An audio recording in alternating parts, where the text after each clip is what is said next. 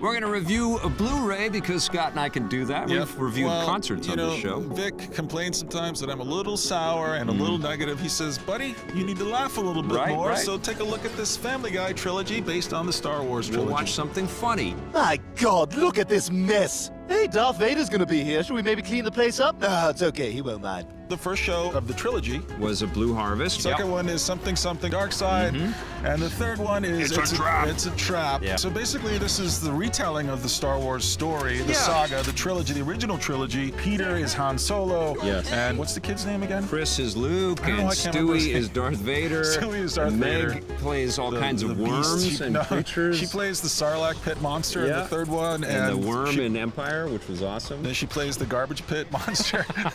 She has the worst role. They screw her over and over and over again. And Brian is Chewbacca, which is hilarious. Yeah. I thought this was charming and funny at parts, but wasn't uneven. It is uneven, and it didn't make me bust a gut. I thought the first one was probably the best one because they were fresh. I got him! I got him! Right, kid, don't get penisy!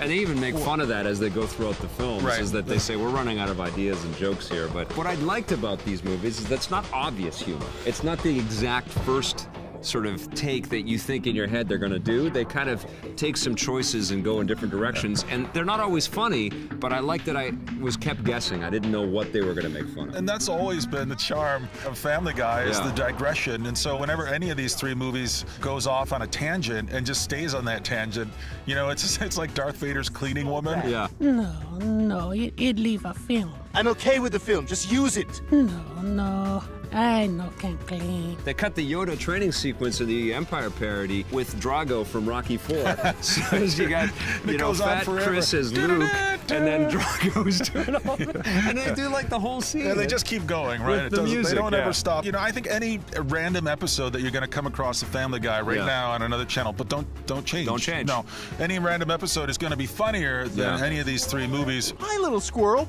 Ka-chow! Ooh! If you watch some of the special features, and the special features are pretty solid throughout. They're okay. I mean, the table reads were a bit disappointing because they don't really have good angles on any of the actors, and that's you want to see that behind-the-scenes performance stuff, and they don't really do that. But I enjoyed the Star Wars Trivial Pursuit. Oh, I hated that. I thought it was long, terrible. but we watched the whole thing. My wife and I watched the whole thing. We weren't like laughing, but I thought it was so different, and you got a sense of the people, you know, and the personalities and what the camaraderie must be like. It's like a big nerd festival. They're making their nerdy stuff. We're consuming their nerdy stuff. Yeah, and I think as a Blu-ray package, it certainly doesn't need the higher fidelity. It doesn't really sort of benefit from the super gloss. Did you notice that the first two movies are in 4:3? Yeah, that's a very big disappointment. I didn't understand that. I know. Well, back then it was just made for television. So what do? You do rent these? Listen, I think this is one for the collection. It's made with so much love, and it's about a trilogy that we all love. I'm with you. They did some good stuff. I'm going to give this an 8 out of 10. 8 for me as well.